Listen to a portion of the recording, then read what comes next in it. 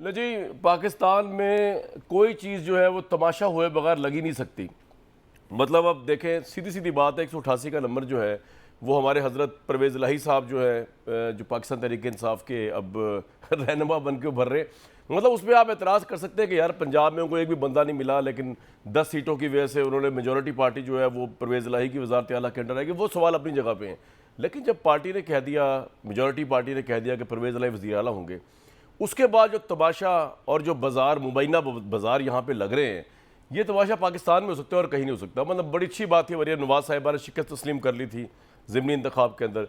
हमने समझा कि उसी स्पिरिट के अंदर अब ये 22 तारीख का इलेक्शन होगा, परवेज़ इलाही वज़ीर आला बन जाएंगे, 1 साल हुकूमत रहे, 6 महीने रहे, जब भी रहे वो अपना वो जाने और वो जाने, लेकिन ऐसा हो नहीं रहा। पहले तो कल राना सनाउल्लाह साहब ने बयान दे दिया टीवी के ऊपर चढ़ के, उन्होंने कहा जी 4-5 लोग आगे पीछे हो गए तो क्या हो सकता है, ये भी हो सकता है। अब उसके ऊपर सुप्रीम कोर्ट ने पटिशन ले गए परवेज़ इलाही एंड कंपनी कि ये तौहीन अदालत जो है वो राना साहब पे लगाई जाए। फिर आज फवाद चौधरी साहब आए और उन्होंने आके जो है वो पता नहीं कुछ 40-50 करोड़ रुपए का इल्ज़ाम लगा दिया अपने ही एक MPA के ऊपर, और कहा कि मसूद महमूद साहब है, मसूद साहब है, पता नहीं कौन है, जिनको जो लेके गए जी टर्की पहुंच गए 40 करोड़ रुपया लेके मुबैना तौर पे। ज़रा पहले फवाद साहब की बात सुनो, उसके बाद मैं आपको बताऊंगा कि ये वाक़या इस तरह नहीं है जिस तरह बताया गया। फवाद हमारे भाई हैं, लेकिन हक़ाइक़ कुछ और है। सुन लें ज़रा क्या कहें। एक ऐसा शैतानी खेल पंजाब में शुरू किया गया है कि जिसकी मजम्मत की कोई इंतहा ही नहीं। हमारे रहीम यार खान से MPA मसूद मजीद मुबैना तौर के ऊपर 40 करोड़ रुपया लेके तुर्की पहुंच गए। MPAs को 40 करोड़ रुपए में जो है वो खरीदा जा रहा है। ये वो विशियस सर्कल है जो पाकिस्तान में आसिफ जरदारी ने मास्टरमाइंड किया है। 3 MPAs हैं, गजनफर अली जीना, सरदार शहाबुद्दीन और आमिर बकर से। इन 3 MPAs ने अपने एफिडेविट्स सुप्रीम कोर्ट में जमा कराए हैं। अता तारड़ जो है उसने उनसे बात की, उन्होंने कहा जी हमें 10 लोग चाहिए, तो उसने कहा नहीं हमारे पास 14 लोग और 14 लोगों के लिए हमें 14 अरब रुपया चाहिए। तो अता तारड़ ने उनको आगे से कहा कि नहीं 14 अरब रुपया तो बहुत ज़्यादा है, हम आपको 25 से 30 करोड़ रुपया जो है वो फी MPA दे सकते हैं, क्योंकि हमें जरदारी साहब का इतना ही जो है वो पैसे जो हैं वो हमें हासिल। जरदारी साहब ये पैसे को बाप के पैसे नहीं दे रहे, ये सिंध हुकूमत का पैसा है। हम ये मुतालबा करते हैं तहरीक इंसाफ की तरफ से कि सुप्रीम कोर्ट इस मामले की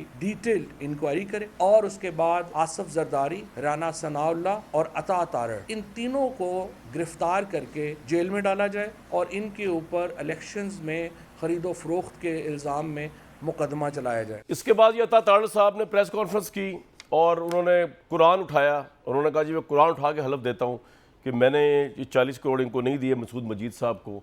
और उन्होंने फवाद चौधरी साहब को भी चैलेंज किया कि अगर आप समझते हैं कि हम पैसे को दिए, आप कुरान पे हलफ दें। और साथ ही उन्होंने लहरा के दिखाया मसूद मजीद साहब का मुबैना इस्तीफ़ा, मुबैना में से कह रहा हूँ कि मेरे सामने तो नहीं, लेकिन उन्होंने बड़े वसूख से दिखाया और उन्होंने कहा कि जनाब ये इस्तीफ़ा 3 अप्रैल 2022 को पाकिस्तान तहरीक इंसाफ को वो छोड़ चुके हैं। तो एज अ MPA वो रिज़ाइन कर चुके हैं। तो उनको जब 3 अप्रैल को रिज़ाइन कर चुके हैं तो वो अब टर्की को जाएंगे हमसे 40 करोड़ लेके। अगर उनका इस्तीफ़ा वाकई 3 अप्रैल का जो कि बादल नज़र में लग रहा है सही बात है, तो फिर फवाद साहब की बात जो है उसमें शकूक व शुबात उठ जाएंगे। मामला लेकिन यही नहीं रुका, अब दूसरी पार्टी भी इल्ज़ाम लगा रही है। एक तो ये लगा रही है तहरीक इंसाफ के जी बाजार गर्म हो रहा है, पंजाब को सिंध हाउस, जरदारी हाउस बना दिया गया है। दूसरी पार्टी भी इल्ज़ाम लगा रही है कि जी हमारे बंदों को खरीदने के लिए जो है वो पाकिस्तान तहरीक इंसाफ इमरान खान साहब के कहने पे अमल में आई हुई है।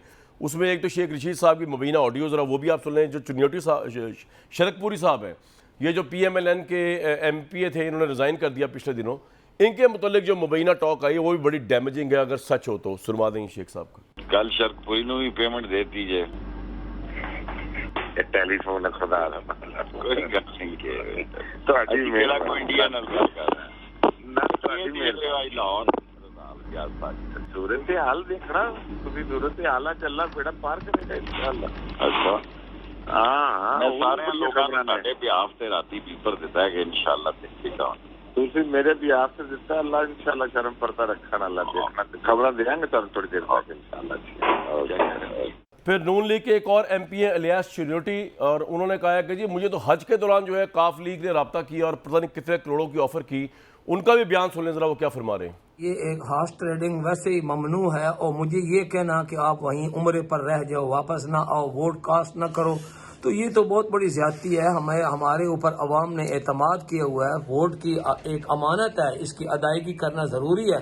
तो कोई भी लालच हो, मैं इंशाअल्लाह ताला अपना वोट अपने ज़मीर के मुताबिक, और मेरा ज़मीर यही गवाही देते हैं कि हमज़ा शहबाज शरीफ साहब को वज़ीर आला होना चाहिए, मैं उनके हक में कास्ट। ये 10 करोड़ नहीं 10 अरब भी होंगे तो मैं इंशाअल्लाह अपनी पार्टी के साथ खड़ा हूँ। फिर जी ये मेरे सामने 2 बयान हल्फी हैं जो पाकिस्तान तहरीक इंसाफ का ये दावा है कि ये एफिडेविट जो है वो पाकिस्तान बेसिकली पीटीआई के एमपीएस हैं जिनको मुबैना तौर पर उन्होंने हल्फिया बयान दिया है जो सुप्रीम कोर्ट में जमा कराया जा रहा है, जिनको ऑफ़र हुई है अता तारड़ साहब की तरफ से मुबैना तौर पर पैसों की। मैं आपको पढ़ के एक सुना देता हूँ। एक उन्होंने कहा कि जी समात राहिला एमपीए ने कल रात मेरे नंबर पर कॉल की, ये कह रहे हैं पीटीआई के एमपीए, जिन्होंने एफिडेविट पढ़ रहा हूँ उनका मैं आपको।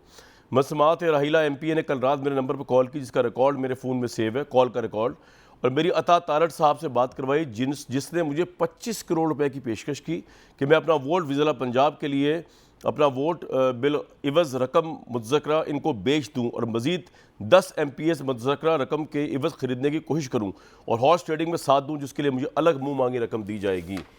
ये है जी पाकिस्तान में सिचुएशन इस वक्त जो 22 तारीख को इलेक्शन होने जा रहा है, और ये सारी सिचुएशन जो है वो इस वजह से हुई है दरपेश, क्योंकि ऑब्वियसली लाहौर हाई कोर्ट के ऑर्डर को सेट असाइड करके सुप्रीम कोर्ट ने कहा 22 का, और सुप्रीम कोर्ट ने ये भी कहा कि जो नाअहल लोग हैं उनका, यानी जो लोग पार्टी पॉलिसी को फॉलो नहीं करेंगे उनका वोट काउंट नहीं होगा।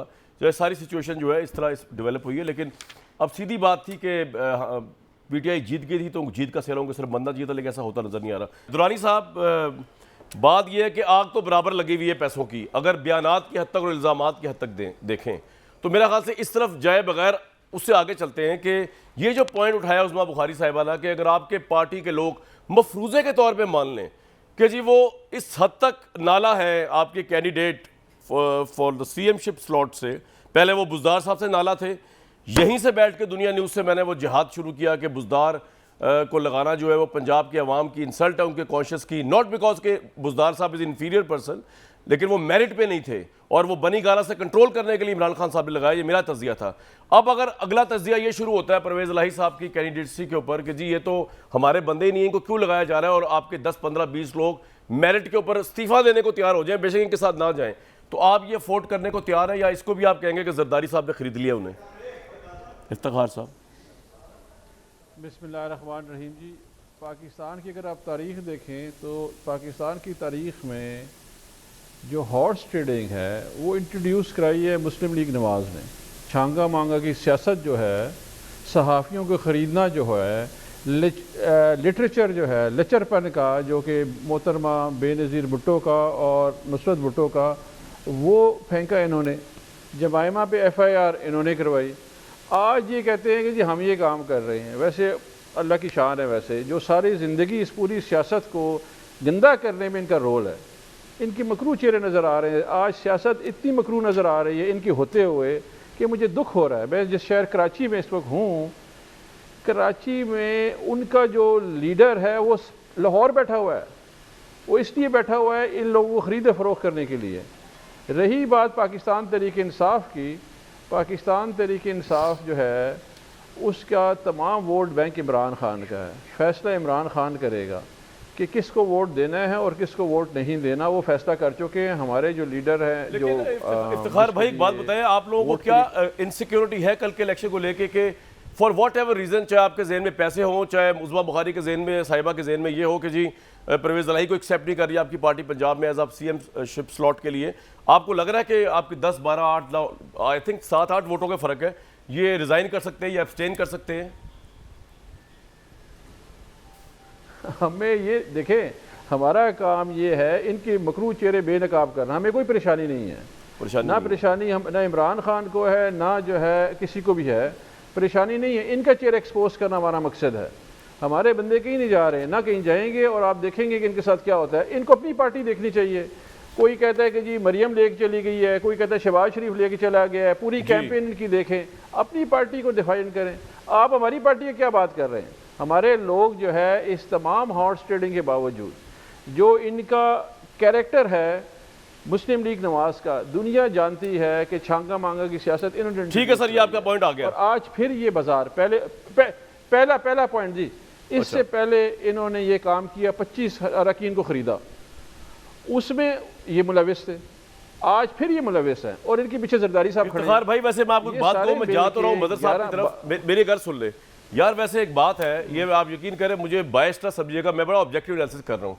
ये नून लीग वाले जो है इनके ऊपर चाहे इनके अपने गुनाहों का कफारा था या इनको बकौल इनको फंसाया गया, विक्टिमाइज किया गया, लेकिन इन पर बुरा टाइम तो बढ़ा रहा 3.5 साल। खाकान अब्बासी जेलों में, राना सनाउल्लाह जेलों में, मिफ्ता इस्माइल जेलों में, हमजा शबाज जेल में, शबाज शरीफ जेल में, नवाज शरीफ साहब कन्विक्टेड, बेटी भी जेल में, फिर वो वहाँ चले गए, जला वतन हो गए। मतलब ही वाज एब्सेंट। इनका एक सेनेटर नहीं टूटा, इनका एक एमएनए नहीं टूटा, इनका एक एमपी नहीं टूटा। और आप जो कि पावर में थे, और इमरान खान को कितने के बड़े लीडर हैं कि ऊपर से 25 एमएलए टूट गए, नीचे से 20 एमपीए फारिग हो गए। कुछ तो प्रॉब्लम है, कुछ तो डिफॉल्ट लाइंस है यार आपकी लीडरशिप में, कुछ तो है। वो पूरी कोalition नाराज हो गई आपसे, वो कहते हैं हमें मुंह नहीं लगाता। ये परवेज इलाही जो है, ये आज से 2 महीना पहले, 2 महीने पहले क्या कह रहे थे? वो कह रहे थे कि जी इमरान खान का तो नखरा ही नहीं होता, इनके तो नखरे उठवाने की आदत पड़ गई है, ये तो हमें मुंह नहीं लगाया करते थे। इनके पैम्पर चेंज करती थी इस्टेब्लिशमेंट, इनके नैपिस बदलती थी, मतलब क्या क्या कुछ उन्होंने नहीं कहा इनके बारे में, और आप मजबूर होकर इनको अब ले रहे हैं। तो कहने का मतलब मेरा ये इफ्तिखार भाई, कोई अपने भी आप फॉल्ट लाइन तलाश करें, कोई इमरान खान साहब की लीडरशिप के मतलब भी उन्हें भी कहें थोड़ा मॉडेस्ट हो जाए। अल्लाह ने उनको बड़ा वो दिया है, लेकिन थोड़ा लोगों से घुला मिला करें। क्यों इतनी आपकी पार्टी इधर भी इधर, ऊपर से 25 चले गए, नीचे से 20 चले गए, आज ये अजाब क्यों आया हुआ है कि आपकी पार्टी में आपकी ग्रिप ही नहीं है? बुजदार कहाँ है आपका यूएसपी वसीम अकरम प्लस? कोई एक जलसे के अंदर इमरान खान लेके गए कि ये देखो ये बुजदार प्लस ने ये किया पंजाब में, इसलिए ज़िमनी इंतखाब में वोट दें। परवेज इलाही के लिए आप कर रहे हैं वो, क्योंकि ऑब्वियसली आपके पास तो कोई चॉइस ही नहीं है। तो इफ्तिखार भाई सोचे इस बारे में भी ना, कभी सोचा इस बारे में? देखें जी, इमरान खान वो लीडर है, तकरीबन हमारे 550 के करीब एमएनए, सेनेटर, एमपीएज हैं जिसने अल्टरनेटिव लीडरशिप दी है इस मुल्क को। मेरे जैसे लोग और हमारे जैसे कई लोग, सिवाय 40-50 गिने चुने चेहरों के अलावा सारे नए लोग हैं हमारी पार्टी में जी। इमरान खान जो है, जो उस तरह की तर्ज सियासत, हमारी फैमिली लिमिटेड कंपनी नहीं है जी, ये फैमिली लिमिटेड कंपनी है। इन लोगों ने लोगों को जबरदस्ती, एग्री करता हूँ कि इमरान खान का कोई रिश्तेदार पॉलिटिक्स, मेरा सवाल